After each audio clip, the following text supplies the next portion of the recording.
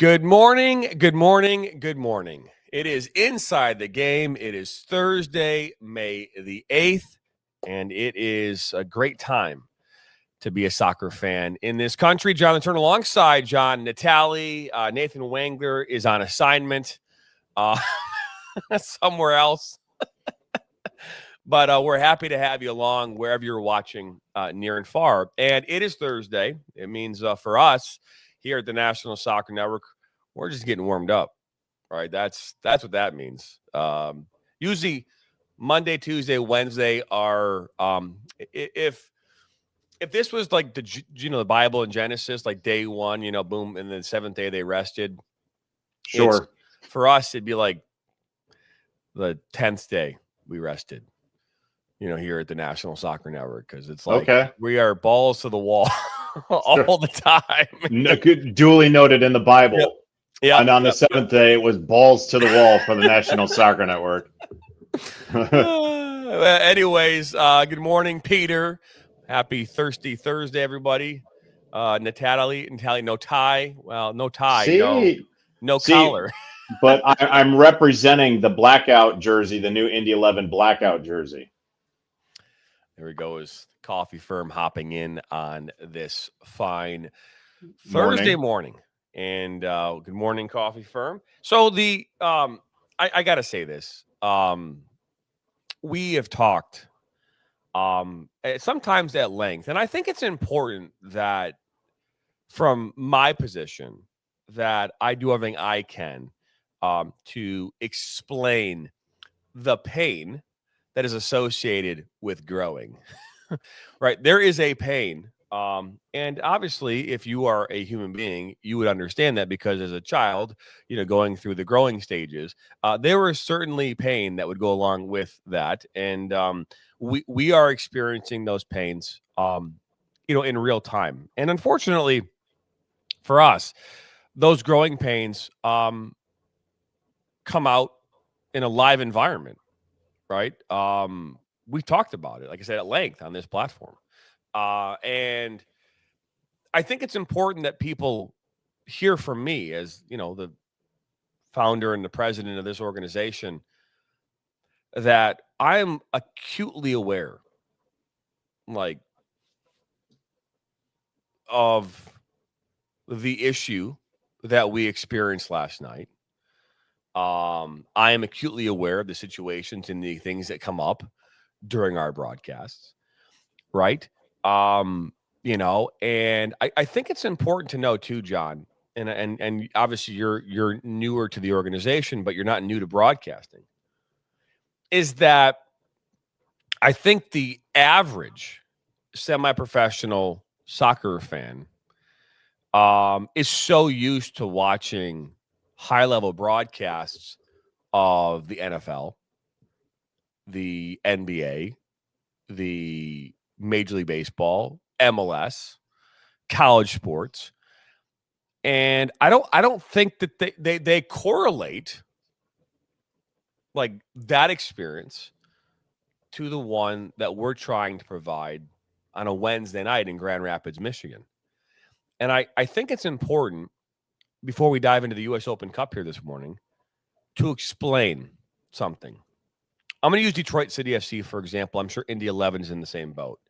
The league requires that every USL Championship stadium have fiber. It is required. Okay? It's a requirement. Now, why would that be a requirement?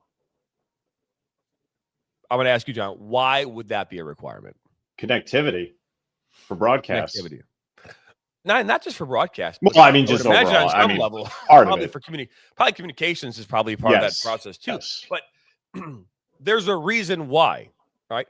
You get to USL League One. I don't know if fiber is the requirement, but my guess is it probably moves into more, okay, you are required to have a minimum of X, right? And that's usually not a downloadable speed. It's an upload speed. We live in upload land, not download. Download's great. It sounds sexy, but it's not, right? That's for watching Netflix.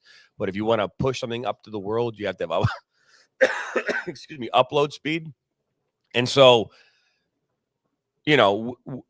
none of the leagues that we work with, none of the teams that we work with at the amateur, high school, semi-professional level are required to have internet. They're not required to have it. Right? So when I go out to a game in, I don't know, Grand Rapids, Michigan, and they don't have internet, it is 100% the responsibility of us, the broadcast team, to deliver the feed. Okay, with our internet resources. And last night, our internet resources failed. They failed. And it sucks. It is. I tell you, if you as a fan are trying to watch that game and you are annoyed, I want you to envision what it would be like for me sitting in the chair where I have a commentator, two commentators, a producer next to me and myself, and we're trying to manage a 20-minute delay between live action and what we have on our screen that's going out to the world. It's hard to explain, but I'm pretty sure I lost at least a year of life last night in some capacity. Right? I mean, I'm without, and then, and they're like, excuse me, this cough is just not going away. But I'm like Kramer getting like he went to the vet to get his medicine for his cough. Sure. You've never seen Seinfeld? I watched like a few episodes. Oh gosh. Oh, that's so depressing just knowing that John Natali has not watched Seinfeld. But anyways, don't define me by that.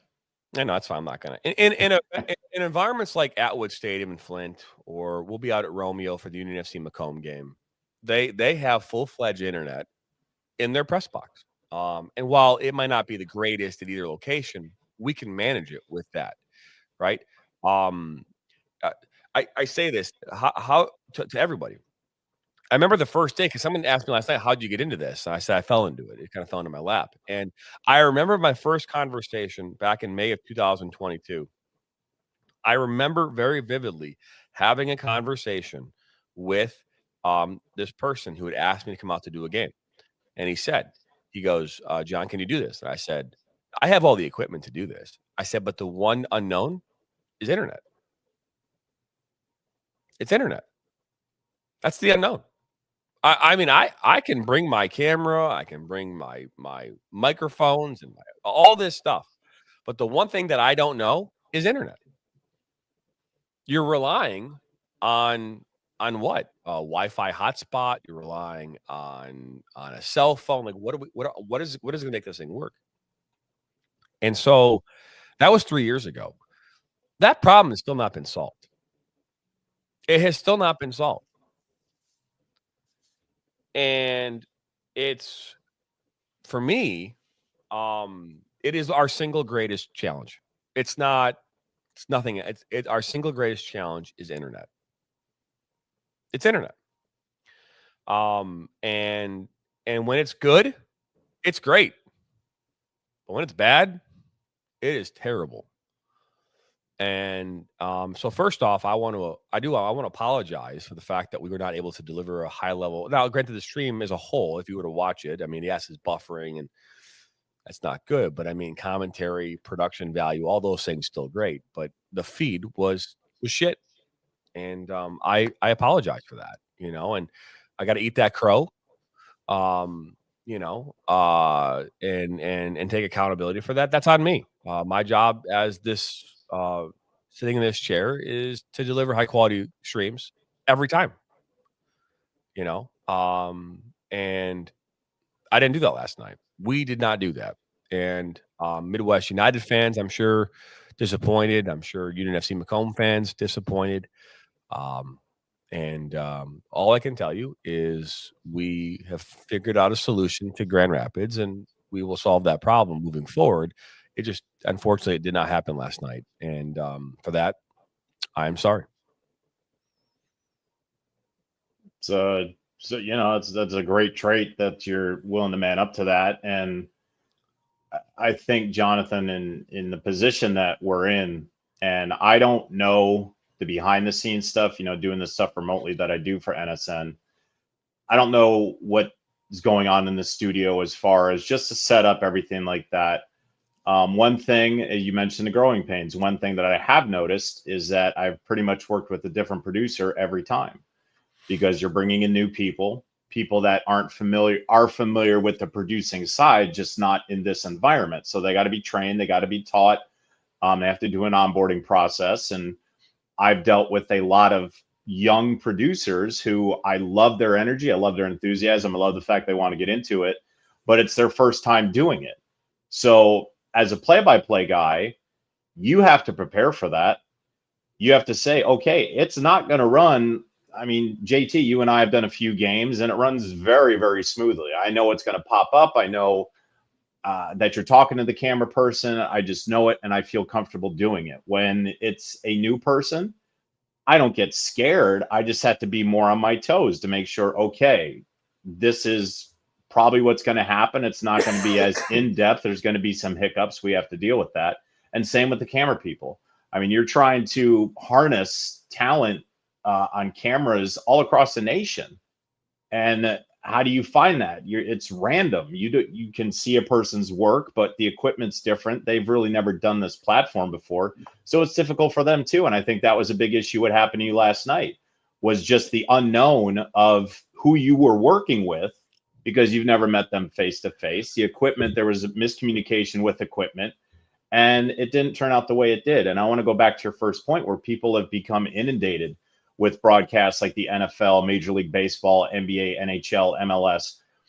Do you know how much that costs per game to do that, and how much equipment they're bringing? I mean, it's astronomical. It's ridiculous. I mean, a camera at that level is over $100,000. Yes, you're talking about the lenses. One camera, and the amount of people in a truck. I mean, they're bringing a mobile unit to these games, a full-fledged semi truck that's just full of producers and show callers and I mean, I don't. It's got to be 10 to 15 people that are in this truck alone, and the amount not to mention the 30 or 40 people who are actually walking around. Exactly. And they do it for every environment, every game.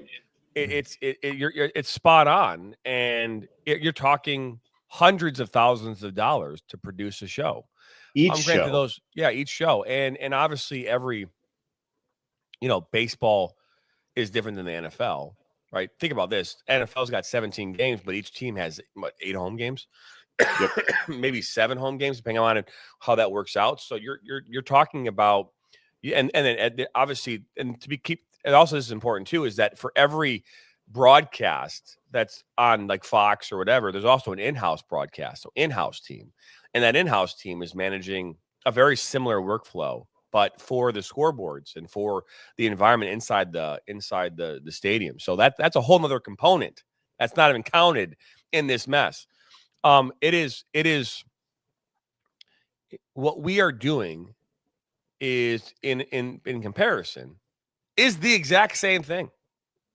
Like if we talk about what we do compared to that of Fox on a Sunday, it's exactly the same thing. The only difference is I'm not bringing in 300 people, and I don't have $400,000 cameras.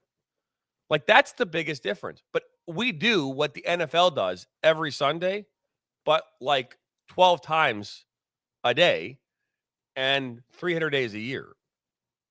Right? So in comparison, we are going to come across a lot more issues probably than they will, at least from the standpoint of complexity and whatnot.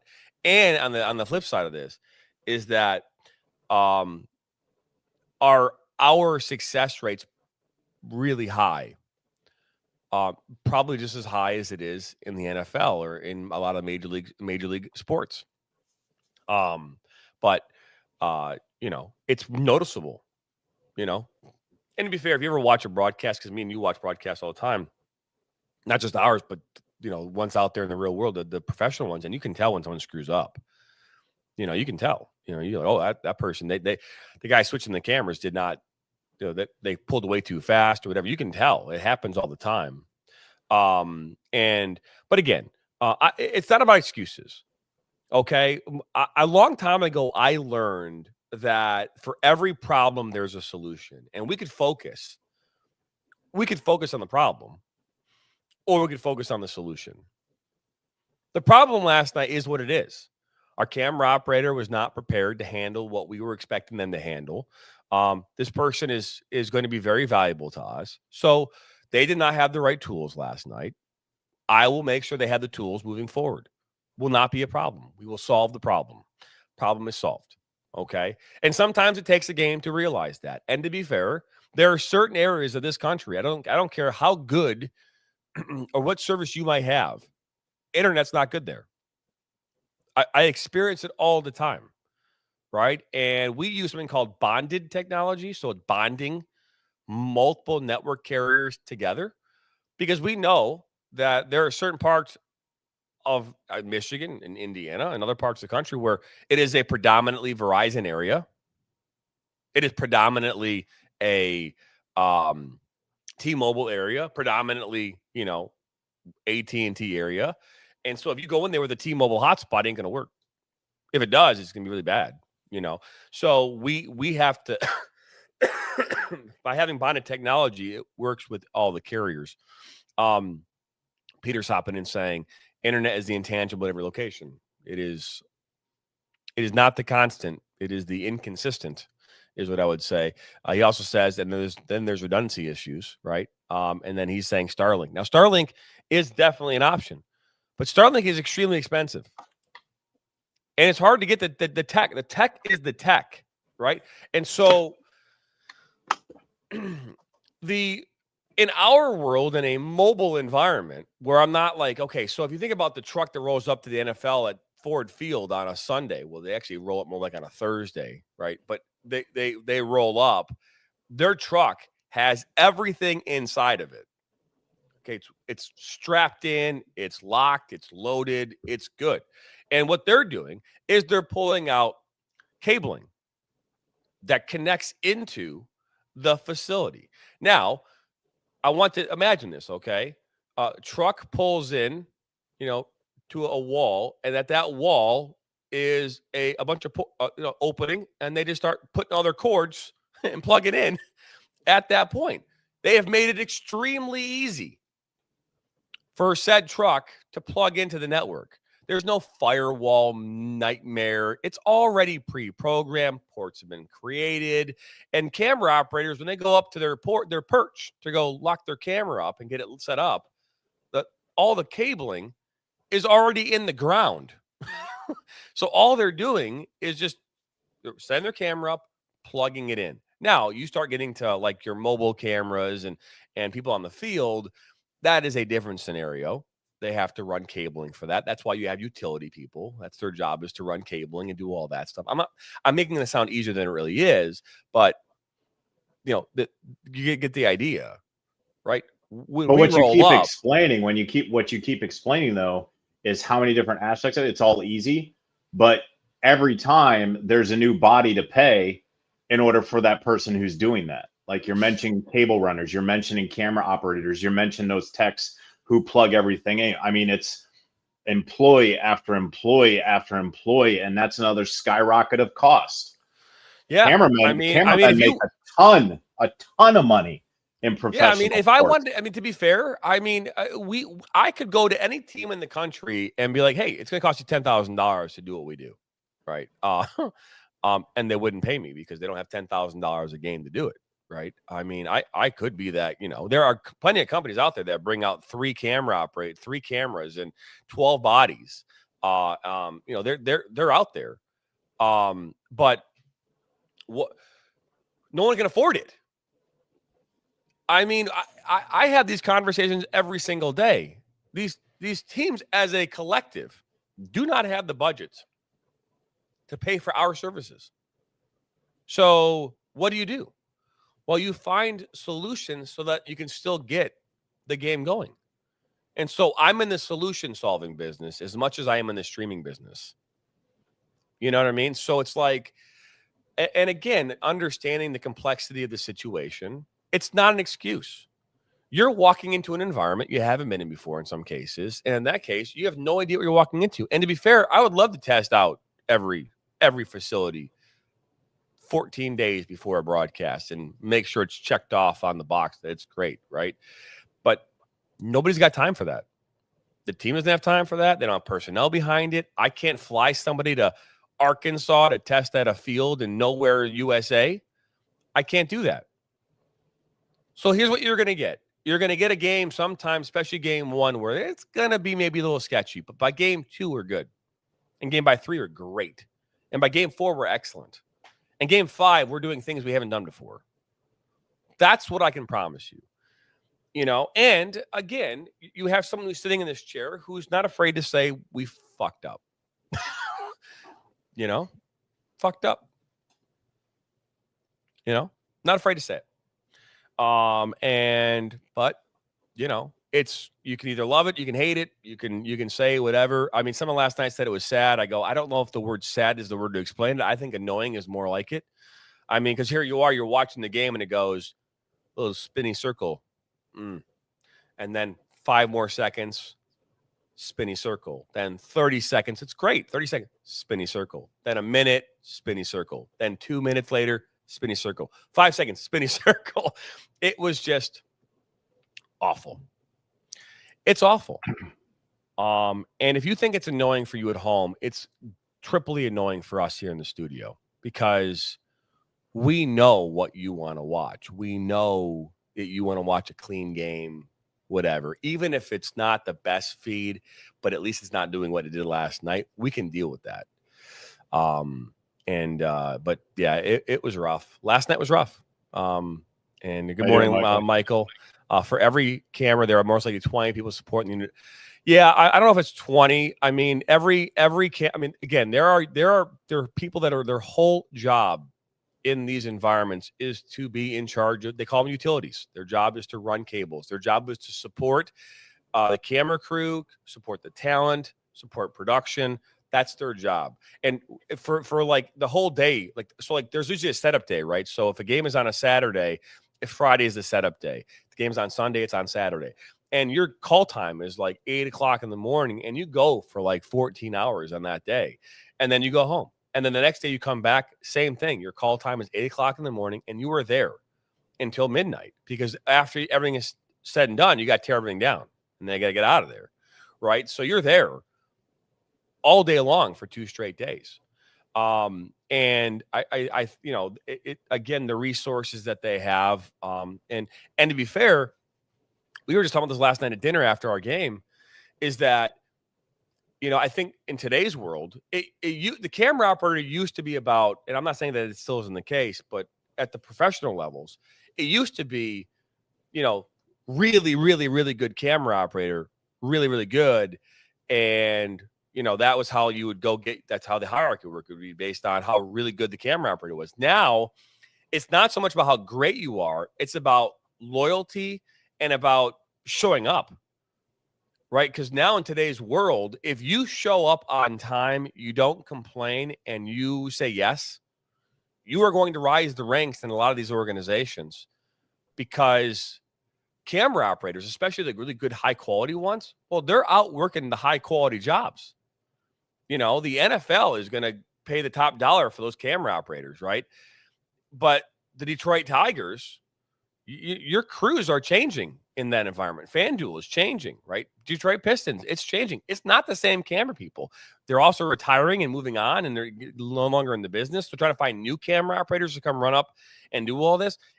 There are people who are like first year out of whatever school they came up from that are working Detroit Tigers games that 20 years ago, that never would have happened.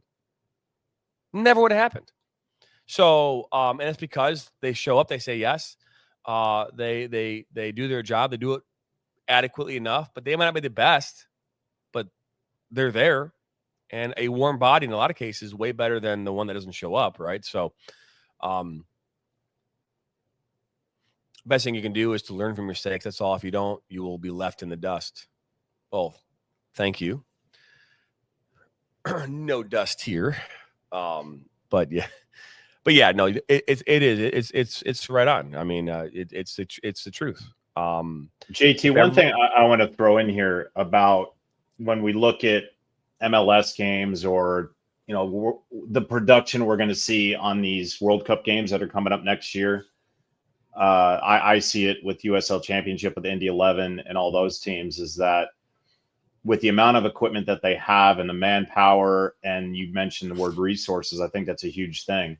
But to everybody watching, and if there's any teams out there or just people curious about it, is that the technology and the resources that JT has at NSN and what he's trying to provide, if he was able to do it in the most cost-effective way with things that we have talked about behind the scenes, now we'd have to test it, but I guarantee that with the minimal things that we have and the resources that we reach out to where people already have them, JT, I'm going to use the one word that we talked about today, iPhone.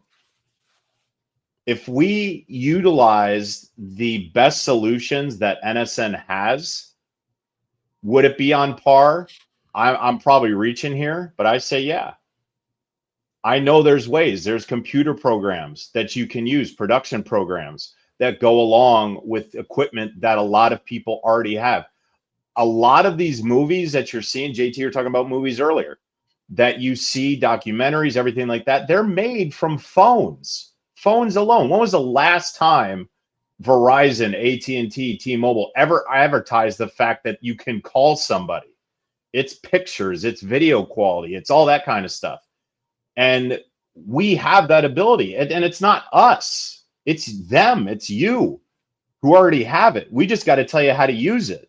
Yeah. But it goes to that problem of finding those people, getting the people who are reliable, taking someone who will take 10 minutes to do a very simple setup is what we have. The setup that NSM provides is extremely simple. I'm going to be witness to that in a week. A week from tomorrow is that I'll be out at FC Pride. We're going to do the whole setup ourselves. But I know it's going to be easy. And then once we get it, we just have to put it away. And then just like any MLS, NFL, Fox, CBS, Galazzo, whatever you want to say, it's going to be easy on us. So, yes, there was a mistake last night.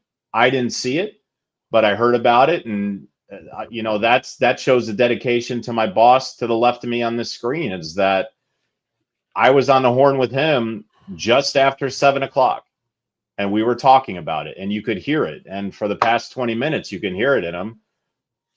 If the NFL makes a mistake, are they going to apologize for it? No. Is the MLS going to apologize for it? No. But that's the dedication to the person to my left, and that's the dedication and the pride and what the expectation is of NSN. So, yes, teams don't have the budget for a $600,000 broadcast per match or per game or whatever. But I can tell you that with the budget that you do have, the word solutions is exactly what he's going to provide, and provide the best solution and cost effective to give you something that a lot of other teams don't have, plain and simple.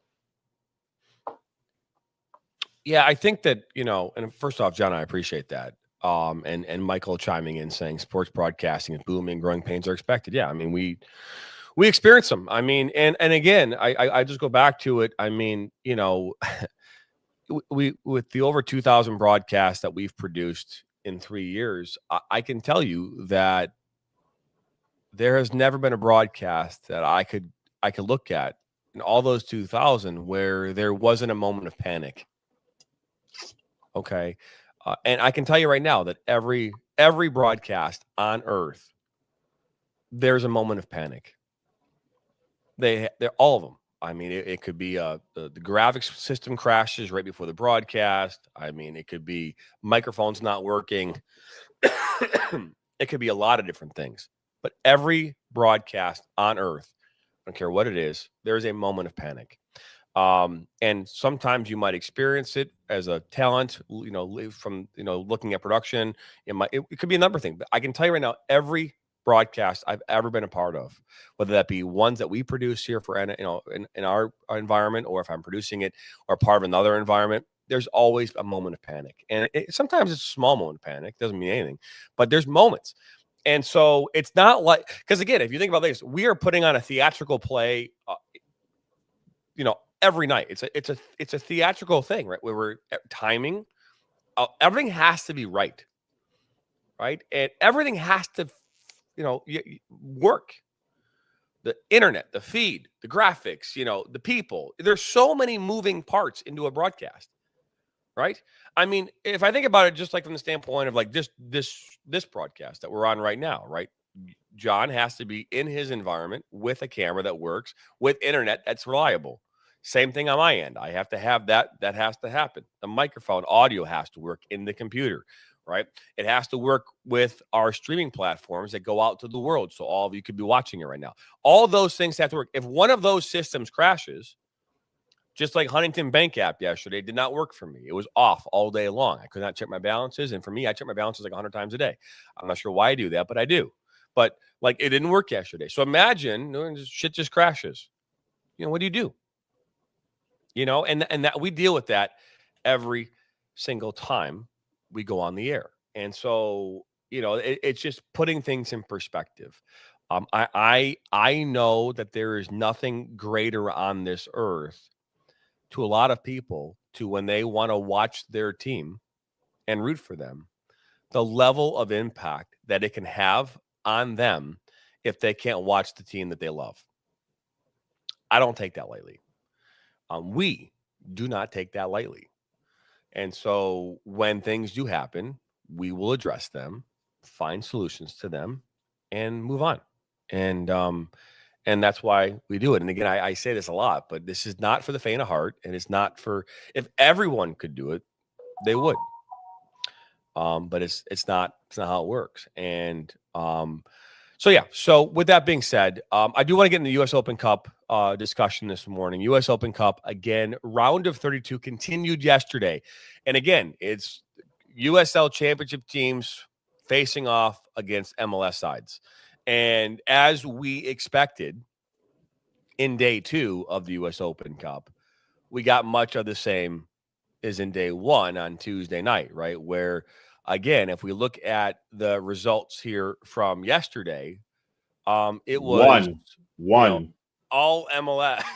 One USL championship team. Yeah, so look at this first one here. New England beating Rhode Island, right? Philadelphia, Indy 11. You asked me yesterday, what I thought that was going to be. I said 4-0. I did not realize that it was going to go 120 deep and then into 10 kickers. But Philadelphia beating Indy 11 5-4 in penalties. Louisville City falling to Minnesota FC. You've got Tampa Bay Rowdies falling 5-0 to Orlando City, so they got smoked. This is surprising for me because, again, Detroit City has fared pretty well this season, but they got smoked by, again, Chicago. I'd have to look at their lineup to see who they played, but that would be interesting kind of a fact. St. Louis versus Union Omaha. St. Louis winning that game. FC Dallas beating AV Alta FC. Yesterday, Austin beating El Paso Locomotive 3-2. The Houston Dynamo beating Phoenix Rising, and then San Jose beating Sacramento Republic FC. So there is the U.S. Open Cup. I was hoping to talk about the USL MLS Massacre. Props to Pittsburgh. Yeah, that's the one that's not on there. That Coffee Firm, you're 100%. There are, so in the round of 16, watch out. 15 MLS teams versus Pittsburgh. So one USL championship made the round of 16. So congratulations to the Riverhounds for that. Yeah, I just couldn't. Unfortunately, I could not get. I'm gonna put. I can put it in here now, so we can share the screen. But yeah, this is the game he's talking about right here. Beating New York City 1-0. Yeah, proud of them. That is it's a very interesting perspective, but very interesting to say the least. And it's we talked about this. Is the MLS going to be able to show up for these games? And of course they did. But the question becomes, are the USL championship teams showing up? and that's the argument, because again, I look at it from the standpoint of, okay, you're talking about teams that are in the middle of their league seasons, and while these games may on some level be of importance, they clearly are not top of mind. They're on the mind, but they're not top of mind, because again, I don't believe that you know your team. Did Indy 11 play its entire 11 yesterday? It's normal 11. Was it No. 60% of their 11? Was it 70%? What was the 11? I can. I'm just curious. Detroit had 2 shots on goal, and that's generous. Scored on 3 minutes into the game, downhill from there. That is what Coffee Firm had to say. I don't. We have to look at these rosters, and we probably can. Let me take a look here and see. Let's go right. We're going to go to your Indy 11 first. Let's go there. Okay. Let me find this bad boy. Here we go. So let's see if they have the line. Here they are. Okay, so you tell me if this is first off the 4-2-2-2. Interesting formation, by the way. Very interesting formation. I want to talk. Is that a normal formation for you guys? Is that something you guys normally do? Is a 4-2-2-2? Not. I mean, not to my knowledge. It's not. From what I mean, I've done 3 matches so far, and I don't ever remember that. I just thought that's an interesting formation. I don't think I've ever seen a 4-2-2-2 before. I've been around soccer a long time. I've never seen it look like this before. The fact that there's even a graphic to show. Yeah, I don't know if Macaulay drew it up like that. Maybe it's just because you can read it better. I don't know. It says 4-2-2-2 right here, right there. What? And this says 4-4-2. So clearly, somebody in graphics land made this up. But is this their typical? No. I can tell you that's not typical at all. So I would obviously argue that this is not the number ones for Philadelphia either, right?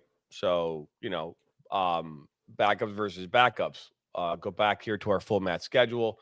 Let's take a look at Detroit City and their lineups. So Saldana, I believe, is their number 1 goalie. I believe right now for Detroit City. I believe. And again, I apologize. I do not spend enough time looking at Detroit City. Sheldon Morris is a common name. I don't know. I'm not sure. They played a 3-4-1-2. That's an interesting lineup too. Again, they're trying to pack the midfield, right? Why do you do that? Well, you do that defensively, right? You're in a defensive shell, right? You know what you're going up against. So what do? You put 7 players in defensive land the entire game.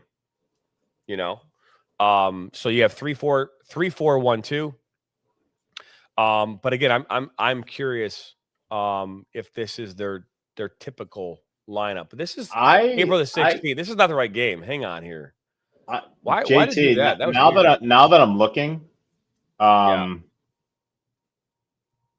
they played everybody. Let me take a look here. I'm sorry. The only major change was that in goal, Reese Charles Cook is the backup. Hunter Salt is the starter. He did not play.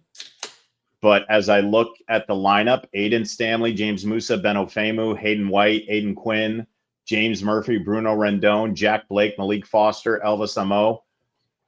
That's pretty much their 11, the exception of Cook. And Philadelphia, that was theirs. I'm looking at the names, and the only one that didn't play was Semley, Oliver Semley. I mean, you got Vazquez. I know that a lot of these names people probably aren't familiar with because they would have no idea who the Union is, but like Andrew Rick, Owethu Mekiana.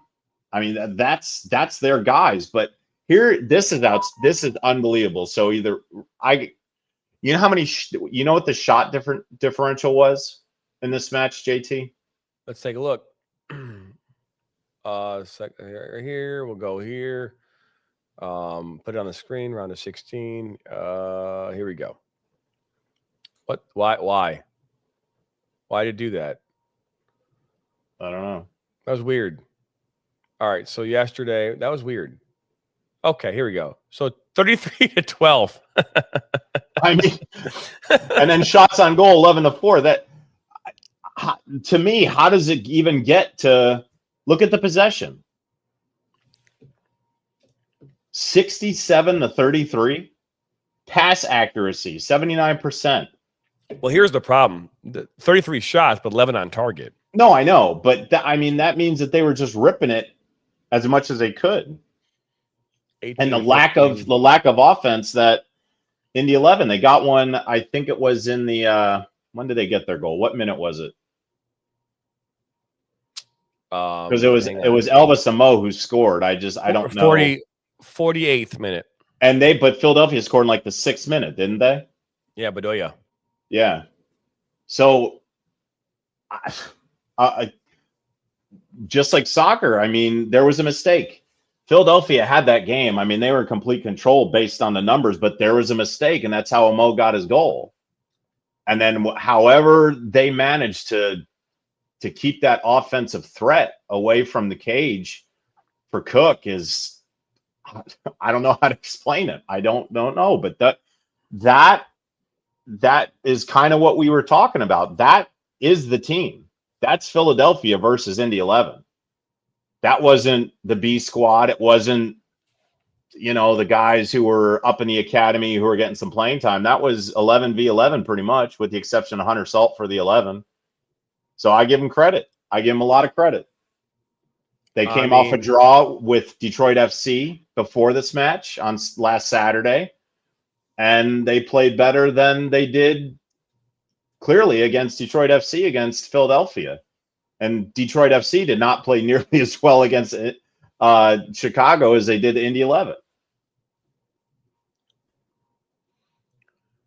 I'm just curious. So obviously, we're looking at Detroit City FC now. I'm curious. The typical or regular starters for Chicago Fire. I don't know if these are their typical starters, right? I know you can probably look at their stats and see how many games they played and things like that. But I'm curious. You just want to be able to pull in like data so much faster here. Okay. So Cuppers has played 11 games and started 11. Zinkernagel has played in 10. Did he play yesterday? He is not. Gutman, did he play yesterday? He did, left back. Let's see here. Bamba, did Bamba play? Yes, he did. Pineda, did Pineda play yesterday? Nope. Pineda did not play yesterday. Rogers. He's Rogers there. playing. Yep, Rogers in the is back. there. Yep. Brady was there. Yep, Brady played. Elliott. So, back line. I mean, the back line, I'm looking for Glasgow. He started in 4, played in 10. So that's fair. Let's see here. You have Orgel. I don't know if I'm pronouncing that right. Is he in there? He is not. Up front? No.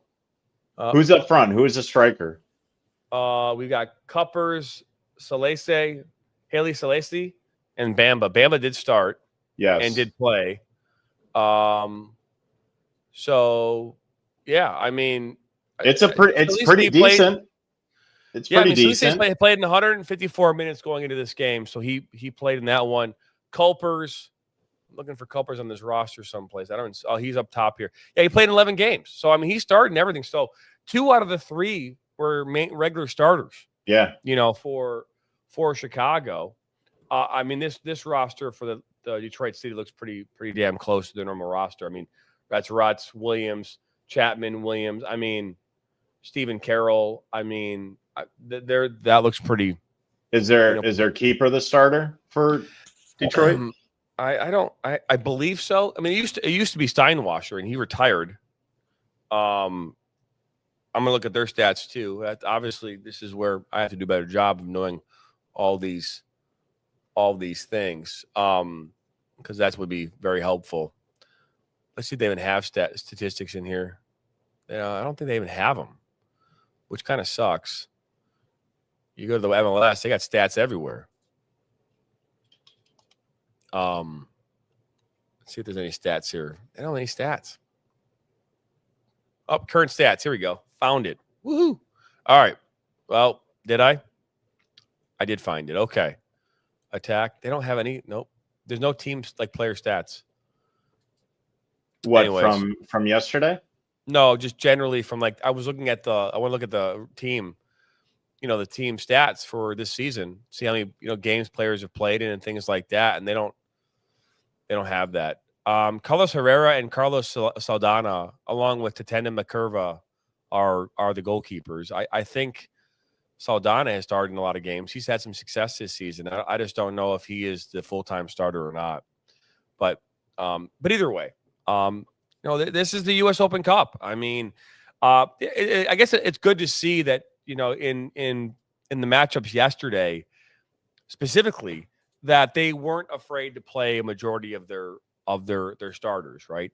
And to be fair, defensively, that is the one area that a lot of teams and coaches do. They don't want to screw around with their defense. They want that unit to be together as often as they possibly can, right? Because if your defense is not on the same page, you will lose a lot of soccer games. You might not win a lot of soccer games if your offense isn't on the same page, but you will definitely lose a lot of soccer games, because you can tie with great defense and bad offense, right? Just bunch of ties. Okay. You aren't going to lose soccer games because your offense is not on the same page. You're going to lose soccer games if your defense isn't. You know what I mean? And so that's an important thing. So that's why a lot of these teams will roll with the same defense, the same back four as they would throughout most of the season. So that makes sense. And then of course we saw with Chicago, they used 2 out of their 3 attackers. And plus they had, I think, all 4 of their backs, right? All 4 of their backs were in. Yeah. I think all 4, if not, 3. Glasgow. Yeah, they're all 4 of them were in there. Yeah. And then the Kwame, I think that's how you pronounce it, but he was in there. So yeah, I mean, I kudos to them for doing that. I think it's great. I think it's better for soccer. So now, how are the fans? Though is my question. Was the stadium filled yesterday? No. It was. I mean, Subaru Center. I don't know the exact capacity, but it was decent. What it looked like was an Indy 11 crowd on, maybe like a cold Saturday. The Brickyard Battalion was there. They had their fans and everybody. It was very scattered, and it wasn't not a full house by any means. Chicago, I don't know, but this goes and it begs a question, and I'd love to get the opinion of everybody watching. Like now, since it's an MLS thing, with the exception of the Riverhounds, what does it mean now? Like, yes, it's the Open Cup and it's supposed to showcase all these different leagues or whatnot, but what does it mean now that it's basically just an MLS playoff in-season tournament like the NBA in the middle of May? I mean, do these other 15 teams care? Are they like, oh, we can get the Lamar, or are they more concentrating on the championship, the MLS Cup? That's what I want to know, is how do they feel about it now? Like, yes, for us, hey, it's, the best teams won and it's MLS or whatever, but what do they think about it? Because there's 15 of them. A lot of these matchups that are going to happen have either already happened or they're going to happen again in regular season play. That's going to be more meaningful to an MLS Cup than it is winning this. Yeah. So what does it mean to them? I think I don't. I think if you're like an owner, which obviously you look at it from the top down, right? An owner wants, what do they want? They want trophies, right? Owners want trophies. They want money, but would you want to put a display out in front of with people who walk by and see the trophy that you won, right? I think that's what you want. So I think if you ask the owners, we want to win the whole damn thing. We want to win it. If you're the head coach, Yeah, you want to win. And there's probably bonuses involved in all that stuff. But I think if you're like the head coach of this team, I think that, yeah, winning is great. But to be fair, like you want to make your way in the MLS playoffs. That's the more important. You want League Cup, win that thing. I don't think winning the US Open Cup is like top of mind on the mind of a head coach. Because if it was, their entire lineup would be out there. Right? Or wrong. I mean, like, again, if it's the MLS playoffs, your best 11 players are on the field. True. So right? so with that being said, is what chance, if even now, even if, so we saw that the Union put out a majority of their starting 11. We saw that Detroit FC, I mean, we could go through the whole thing, but we beat on air for way too long. But so what does it mean now that in this round of 16, when let's say Charlotte is playing DC United, who are they going to put out there? And I think we know there will be one team, I believe, because of who they are and what position they're in. I think the Riverhounds put 10 to 11 on the pitch on May 20th or 21st, whenever they play, but they're playing Philadelphia. What's Philadelphia going to do? We Are saw they going this to be like, 2 years hey, ago. yeah, I mean, I saw this 2 years ago when Detroit City FC beat Columbus and the Crew at Keyworth, and they went on the road. I think they went to. If it wasn't Houston, I want to say it was Houston, and they lost. I think they actually lost in a penalty shootout. I'm going off of memory, but they lost.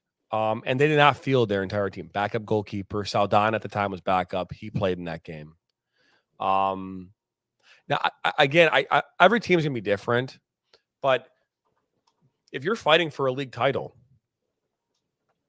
for a chance to be in the playoffs, this game is not valuable.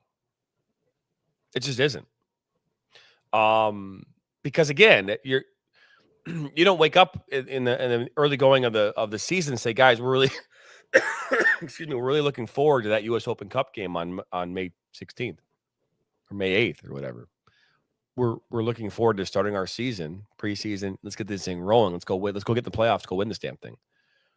You know what I mean? Like I think of it like that. And I'm not trying to diminish the US Open Cup by any sense, because I think that we need to put more of an emphasis on winning this damn thing.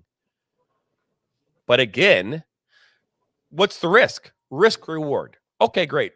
You play your lineup as if you normally would, right? And out in that game, and your star player, Bamba, is lost for the season against Detroit City FC in US Open Cup play. Whose head is on the chopping block? Right? Yep. What's the first thing that people are going to say? Why were you playing him in that game? First thing. No different than when the Lions were playing the Dallas Cowboys and Aiden Hutchinson in the end of the third quarter, going in that fourth quarter, breaks his leg. They're like, why is he still out there? What do we do when things happen, when they go wrong? We second guess every decision that we make. And what do head coaches do? They are constantly evaluating risk versus reward. Mm-hmm. And this is why even your teams that are the underdogs aren't putting out necessarily their best team, because they too do not want to lose their player. Right? So it's a conundrum that will never go away unless this thing happens in preseason land. Like, to be fair, this tournament should probably take place like in Florida, in the warmer area of the country, California, Texas, Arizona, right? And have this thing just played in the warm weather and make it the preseason tournament for the MLS, and all teams just go, just go to Florida, go play your tournament. But I wonder now, just because of what happened last year. I mean, I know what happened last year because Indy 11 were in the semifinals. They were one game away from the finals. And I think that's very impressive. But it was the same basically bracket as last year in a round of 16. Indy 11 came out on top. They beat Atlanta United. They lost to Sporting Kansas City, and then it was LA who won the whole thing. But they were there. But now that this happened again, why is MLS even involved with it? There are so many. JT, you know how many different. It's almost inundated with how many leagues of soccer there are. But there's good ones. But take the MLS out of it. Like the NFL, yeah, they play preseason games, but that's to get warmed up. They're not playing an in-season tournament. The in-season tournament that happened in the NBA is still a scheduling thing. They still played 82 games. They didn't add anything to it. It didn't come to 86 or anything like that. They just said, okay, these teams are going to be in this bracket. The schedule's already out. They make the 82 game schedule before they make the in-season tournament and just work it around to put, okay, this team's in Group A, Group B, Group C, Group D, and then the winner gets $1 million. But they didn't add anything. Baseball doesn't do it. No other sport does that. So what's the point of running a tournament where the league involved is going to be the majority when it gets to this point? That was it, Detroit, or I should say Chicago. Yep. It's decent, but I mean, is that great? I don't know. What's the capacity at SeatGeek? 20,000. Yeah. So, I mean, a fifth of the stadium is filled. That's nothing. That's nothing. And that's goes back to your point a few days ago of the fan. Like, how invested are they to see their team versus watching them play a USL Championship team when they got smoked 4-0? So 4,700 people saw that, as opposed to the Fire playing DC United, where it's going to be 16, 17,000 people in a playoff position. It sucks. It makes it boring to me. And now that it's all MLS, it's like pardon my language, now I don't give a shit. Yeah, go Riverhounds. I keep saying this. I keep making this statement that if the goal is to award the trophy to the best team, is that happening? Right? At the end of the NHL playoffs, at the end of the MLS playoffs, you could argue that team was the best team. Now, they maybe not be the best team the entire season, but they were the best team at the right time, right? The NHL, same thing, right? To go through a 7-game series, but do it 3 times, 4 times, that you're the best team, right? Now, again, you're not always playing against the best teams. You can't control what you face, but at that moment, you win the Stanley Cup, you're the best team in the NHL. You win the NFL, the Super Bowl, you're the best team in the NFL. If you win the US Open Cup, are you the best team? No. The best team win. No. So if the goal is to get the best teams to play against each other and to hoist a trophy and call themselves the best, then the way this tournament is currently shaping up and the way it's set up, that's not the case. And that's, again, why teams don't take it the way that they do.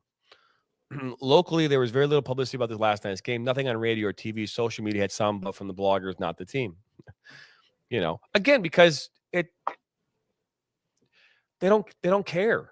And it shows. And you might, again, I'm not going to argue that or try to give my opinion about what I think the players think.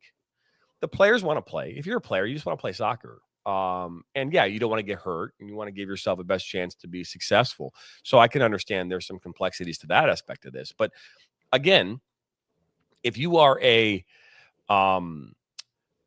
you're a fan of the game, you want to go watch great soccer. And are you going to get that in these games?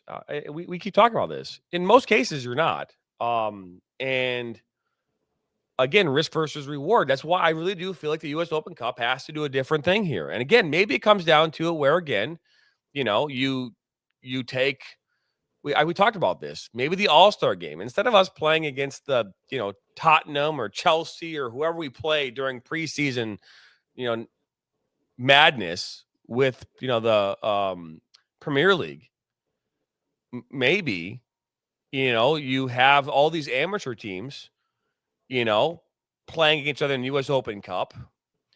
And the winner of that would then, for the overall U.S. Open Cup, would then go and play an MLS team or the All-Stars, go play in the All-Star game. Maybe that becomes the thing. I feel like this, again, I use the thing, it's in vain, but what are we getting out of it? I mean, we saw a bunch of MLS teams last night and the night before beat up on a bunch of USL Championship and MLS Next teams, right? We saw one team survive in the Riverhounds, and they will not, I'll stand here right now, they will not go all the way. But could I be wrong? Prove me wrong. Go win the damn thing. You got 3 more games to do it because we're down the 8, right? No, 16, so 3 more games. Yeah, think like that. So go do it, But again, the challenge now becomes, who do you put out there and what are you willing to risk in order to do it? And that's the challenge. It'll continue to be the challenge, and there's nothing that's going to change that until we all say, is this what we really want to do? The other problem with this is that there's already a cup for amateurs. It's called the USA SA Cup, Amateur Cup. So if you were not to have the professional teams in this cup, it would be the same thing as what's currently happening at another level. So it just wouldn't work.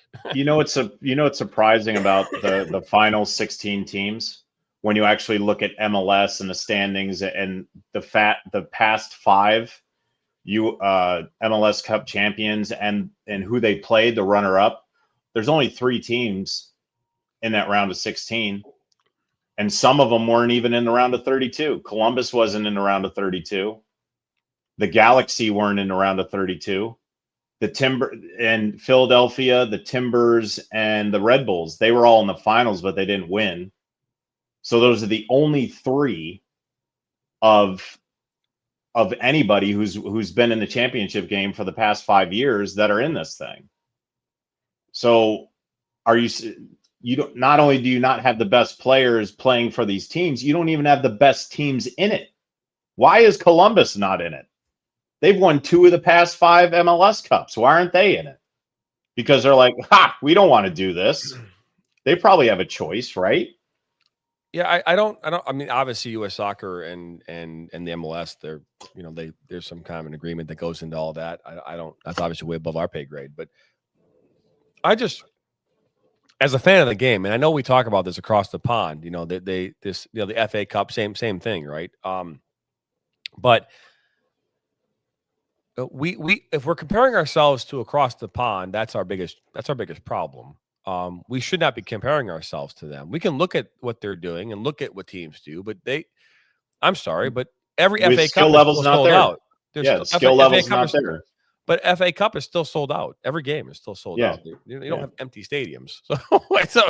So we can't compare ourselves. So if the goal is to continue to elevate soccer in this country, are we doing that with this tournament? The answer is no. And if the goal is to, again, elevate and increase awareness, increase fandom, increase money, then you got to take it more seriously. And the reality is we look at this not so much as a benefit, but we look at it more as the opposite of that, which is a liability, right? This is a liability to teams. It is not an asset, because if it was, it'd be treated as such. Liability means that you're going to, you don't want to do it. All right. And it is the risk worth the reward. Yeah, great. You won the game last night, but you have players who are now worn down. Their body hurts more. They have to recover a different way. They have a game coming up on Saturday, by the way, against an MLS side that they're currently fighting in that 4th or 5th spot right now in the Eastern Conference. That's the challenge, and it won't go away. But we will, because I know we're going long. I just want to ask you one more question, JT, and then maybe it's a discussion that you and Nate can have tomorrow. Is that you look at all the sports in the U.S., where does soccer rank? What number? I would argue it's 4th right now. Above? So you've got NFL, obviously. Okay. I still feel like the NBA is above the NHL. So NBA, NHL, and I think that actually soccer right now is Is better above than Major League baseball. Baseball. I think so. I do. Okay. Okay. You know, I actually I do. I think that soccer right now, for a number of reasons. Um, baseball has been going through this thing over the last 20 years, where it's too long and it's boring and there's all these things. Soccer in that same time period has been, rising the ranks. I think the biggest problem that soccer has is that MLS, that they put everything on Apple TV, and that just I think killed everything as far as like marketing on TV. But Oh, look at by the the way, baseball. with that point though, right there, I want to remind you because you were complaining that you lost the MLS Yeah. season.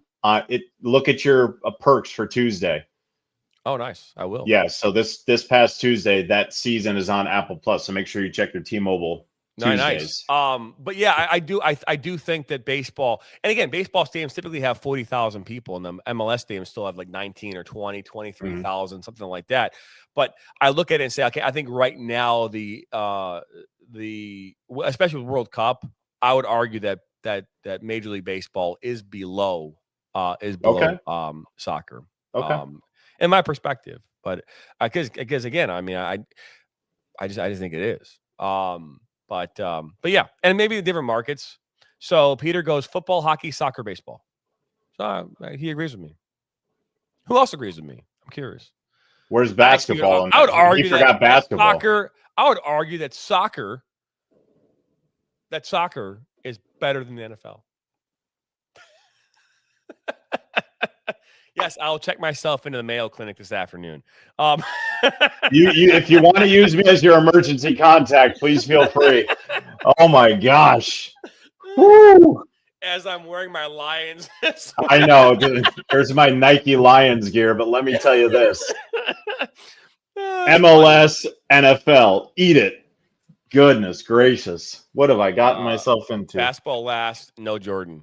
That's fair. I get it. He's from Chicago. I can get behind Peter and what he's saying there. We're not going to start this discussion.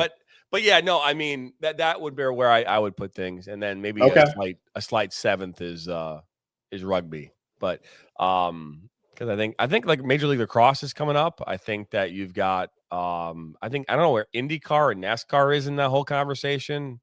I'm not even sure like MMA is in. Do you even count that in the conversation? Because let's be honest, UFC, it draws a ton of people. Yes, it does. Yes, it does. And I don't know if we can even, I mean, and I know we were running over time here, but I want to finish this point. There are a lot of, those things happen. I don't know how often they happen, but it's at least once a month. Well, it's all pay-per-view. You can't watch UFC without having to pay for it specifically. Well, there's pre-fights that can take place, I think, that are not on pay-per-view. That maybe but when it comes to those what UFC, whatever 144, 145, where it's the major guys and championship, you have to pay for all that. Yeah, I mean, or you go to like Buffalo Wild Wings and watch it on their screens for free. But they're paying. You know how much they're paying for that? That's paying a ton of money for that. Yeah, they pay a ton of money for that. So I would argue that those are up and coming type of events. I know pickleball that's rising in like volleyball, professional volleyball. We just got a team here, the Indy Ignite, and they play at the Fishers Event Center where the Fishers Freight from the IFL play, and they sell out for volleyball. It's unbelievable. It's unbelievable. If Caitlin Clark can continue on her way, and what really needs to happen is there needs to be another Caitlin Clark. I tell you, that's a discussion for another day. Caitlin Clark 2.0 soccer player. If you could do that, that'd be great. So. Anyways, that wraps up our Thursday show. We'll be back at it Friday, but we do have a special announcement that we'll be making tomorrow morning on the show. So make sure you stick around tomorrow. Check it out Friday morning here, episode number 81. I didn't even mention that today was episode 80, and I completely forgot about that. But pretty cool. We're just 20 episodes away from 100, and we are super excited about that. Don't forget, subscribe, like this, share this with your friends and family. Don't forget, if you want to listen to us on Spotify, Apple, iHeart, or any of those listing platforms, you can. And we'll be back at it again here tomorrow on Inside the Game on where? The National Soccer Network. See you tomorrow, everybody.